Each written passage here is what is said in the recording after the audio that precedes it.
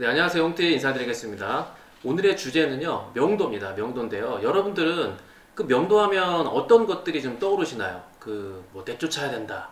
그런 전제를 가지고 세입자든 어쨌든 전 소유주든 또 그들의 연락처를 또 알아내는 게 중요하니까 과연 어떻게 알아낼까? 항상 고민이잖아요. 그리고요, 연락처를 만약에 알아낸다고 하면 그 후에는 어떻게 할 거예요? 뭐 어떡하지? 이걸 갖다가 뭐 연락을 바로 해야 돼? 아니면 말아야 돼? 많은 분들이 고민을 하고 계시는데요. 근데 많은 분들이요, 낙찰을 위한 준비는 어느 정도는 하고 계세요. 그런데요, 막상 명도 준비는요, 그저 막연하게 뭐 닥치면 되겠지 하고 계시거든요. 물론 명도라는 절차가 뭐 특별한 것도 없습니다. 특별한 것도 없고요. 한 번만 여러분들이 경험을 하시면 어렵지도 않고요. 뭐 두 번째부터는 뭐 경험자답게 뭐 능숙하게 해나가실 거라고 저도 믿고 있습니다. 그동안 제가 수백 건의 명도 처리를 하면서요. 또 최근에 그 낙찰받고 명도를 또 했고 또 현재 진행 중인 저 많은 제자분들의 어떤 사례를 제가 종합해가지고요. 홍티 저 나름대로 명도에 대한 정리를 좀 해드리도록 하겠습니다. 첫째는요. 낙찰 후에 그 기쁜 마음을 간직한 채 그 영수증을 받아주신 다음에요.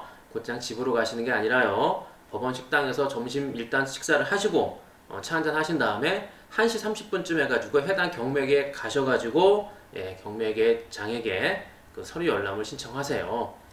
일단 간혹 당일날은요 그 서류 열람이 안 된다고 아마 얘기하는 경우가 있거든요. 그렇다 하더라도요 경매계장님께 좀 사정사정 하시고 제가 지방에서 왔다 멀리서 왔다라고 하시면은 그 계장님 바로 뒤쪽에 캐비넷에 서류들이 있기 때문에 꺼내주는 거 어렵지 않습니다. 여러분들이 여기서 잘 부탁하시고 하시면 돼요. 자, 여기서 홍태의 팁을 말씀을 드리면은요.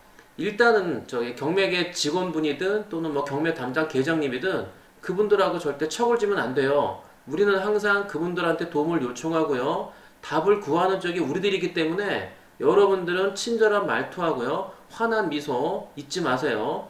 가는 말이 고울 때요. 얻어지는 게 분명 있습니다. 자, 두 번째는요. 서류 열람을 통해서 연락처를 찾았잖아요. 임차인이든 아니면 뭐 소유주든 그날 곧바로 문자를 보내는 겁니다. 문자 내용은 이렇게 보내시면 돼요.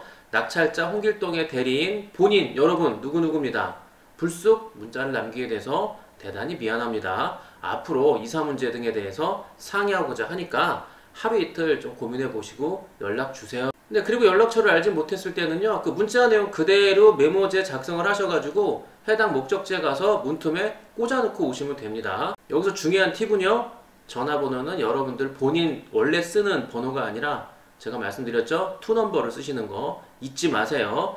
자, 일단 메모든 또는 문자든 답변으로 확률은 한 50% 정도 되는데요. 답변이 만약에 온다면은요, 명도 처리 역시 한 50%는 이미 완성됐다고 보시면 되고요. 자, 세 번째는요.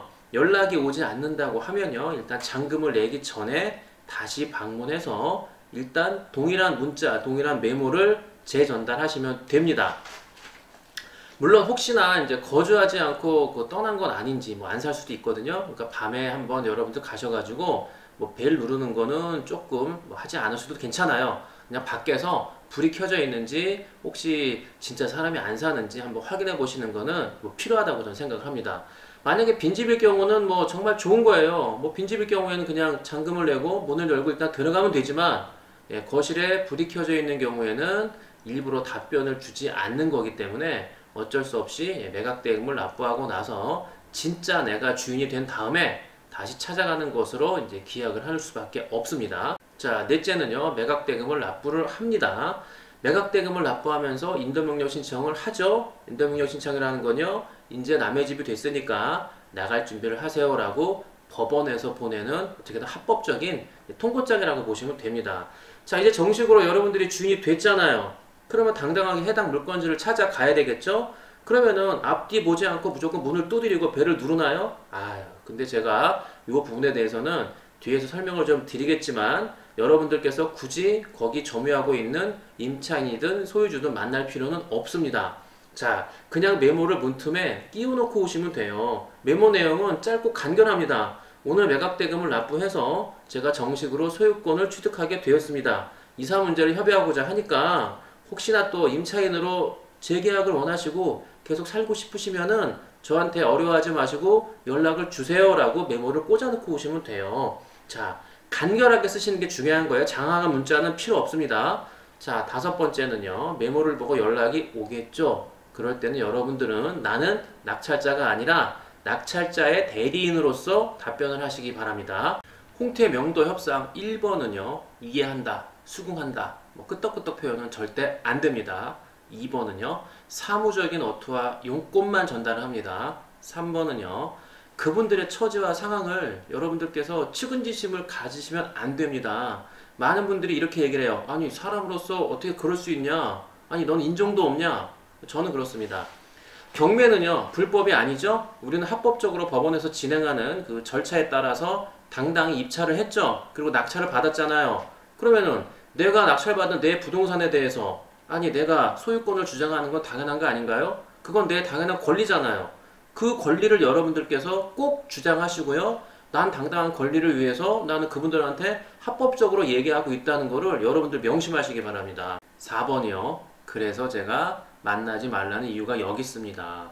그분들의 사정 있죠? 억울한 사연 있죠? 그것을 여러분들이 듣게 되신다면은 갈등이 안 생기겠어요? 마음이 안 무거우시겠어요? 저도 마음이 무겁고요. 갈등 여러 번 겪었거든요. 그런데요. 그렇다고 해서 그분들을 1년 동안 살게 해줄 수 있어요? 아니 뭐 짧게 6개월 살게 해줄 수 있어요?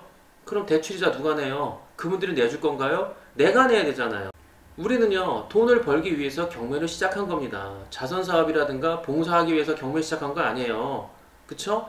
감옥에 있는 사람들 중에서요 측은지심 따위는 필요 없는 인두껍 있어요.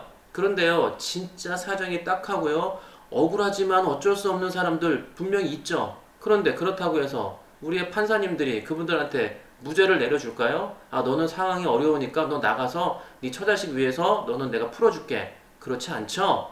합법적으로 처리하는 겁니다. 명도도 마찬가지예요. 저는요 우리가 명도하는 논리도 저는 같다고 생각을 합니다. 5번은요 이사비를 선취급하는 거는 절대 안 됩니다. 짐을 모두 뺀 것을 확인하고요. 또 현관키 비번을 변경하고 나서 그리고 집안에 혹시 뭐 두고 간 물건이 없는지 확인하고 나서 그리고 나서 이사비를 주시면 됩니다. 물론 이사비라는 거는 법적으로 명시된 건 아니에요. 그렇지만은 네, 잡음 없이 이사를 해주는 것에 감사하잖아요. 그래서 감사의 표시로 저희가 조그만한 것을 드리는 건데 그걸 돈으로 드리는 거죠. 그래서 아깝지 않다고 여러분들이 생각하시면 되고요. 그리고요 이사비는 과연 얼마를 줘야 될까? 뭐 평당 얼마? 아니 세상에 뭐 이사비가 뭐 분양가입니까? 평당 얼마가 있게? 그런 거 없어요. 그냥 내가 책정해서 주면 되는 거예요. 예를 들어서요 1억 6,800만 원의 낙찰을 받고 그 오피스텔 그 제자분은요 그 임차인한테 40만 원 이사비를 드렸고요 1억 600만 원 빌라 낙찰 받은 제자분은요 임차인한테 50만 원 드렸고요 6천만 원 빌라 낙찰 받은 제자분은요 100만 원 드렸어요. 왜 드렸을까요? 낙찰 받자마자 일주일도 안 돼갖고 이사를 간대요. 너무 고맙잖아요. 잔금도 안 했는데 이사를 가니까. 그래서 100만 원을 선뜻 드린 겁니다. 여러분들은요 이사비라는 게 뭐 꼭 굳이 요 가격에 대해서 이 정도 금액이니까 얼마다 그런 거 없고요. 그냥 여러분들이 나름대로 책정하면 되는 거고요. 최대한 빨리 이사를 가는 분한테는 뭐 100만 원도 아깝지 않은 거죠. 물론 그렇다고 해서 4천만 원, 5천만 원 낙찰 받았는데 이사비를 300, 400 드릴 수는 없으니까 그거는 낙찰받은 금액에 맞춰서 여러분들께서 합리적으로 판단을 하시면 됩니다. 우리는요 최대한 점유율을 빨리 빼서요 그 해당 부동산을 확보하는 게 목적이기 때문에 여러분들께서 마음 가는 대로 정하시면 되지 않을까 생각을 합니다. 자 이제 모든 것을 차지하고요 결론은 이렇습니다. 사람 사는 세상이죠. 임차인도 뭐 채무자인 소유주도 낙찰자인 여러분도 우리도요 모두 같은 나라 대한민국 사람 아닐까요? 그럼 상황이 이렇게 돼가지고요 낙찰자와 임차인으로서 만났고요 낙찰자와 정말 전 소유자로서 만나가지고 뭐 어쩔 수 없는 상황인데 우리가 원수는 아니잖아요. 그렇다고 뭐 덕담을 나누면서 뭐 웃으면서 헤어질 사이도 아니지만 그렇다고 해서 감정을 불키면서 서로 뭐 등을 쥐고 막 욕하면서 싸울 그런 이유도 전혀 없다고 저는 생각을 합니다. 그래서 제가 항상 강조하는 게 있죠. 친절한 말투하고요 예의 발음이 저는 명도의 핵심이라고 생각을 합니다. 그러나 역시 정답 중에 정답은요 여러분들 자신이 직접 경험하고요 직접 느끼는 것이 가장 최고의 명도라고 저는 생각을 합니다. 제가 300건의 명도를 처리했다고요 제가 명도 전문가라고 얘기할 수 있을까요? 제가 300건 중에 200건을 아주 스무스하게 잘 처리했어요. 그러면 퍼센트로 거의 뭐 3분의 2니까 뭐 66.6%? 그러면 저는 명도 처리를 잘할 확률은 66%겠네요. 아니랍니다. 명도는요, 통계를 낼 수 없는 거예요. 명도는 여러분들 자신이 직접 경험하고요, 여러분들이 느끼는 그 느낌으로 나가는 게 바로 나만의 명도 통계라는 거 여러분들 잊지 마세요. 자신이 한 건 한 건 처리해 나가시면서요, 경험하는 것이 바로 저는 진정한 명도, 여러분들이 명도 처리하는 통계, 그리고 그 명도 느끼는 것이 바로 나만의 명도라고 저는 생각을 합니다. 월급에 월급을 만들어 가고요, 수익을 내는 삶, 여러분들 꼭 만드시기를 바라고요. 그런 수익이 있는 삶을 여러분들이 또 해나가는 데 있어서 저의 홍티 경매가 정말 크게 한 몫을 담당하게 되었으면 좋겠다는 생각을 가지고 제가 매일매일 영상을 찍고 있습니다. 네, 여러분들 좋은 주말 보내시고요. 저도 주말 잘 쉬고 월요일날 또 좋은 영상으로 돌아오겠습니다. 안녕.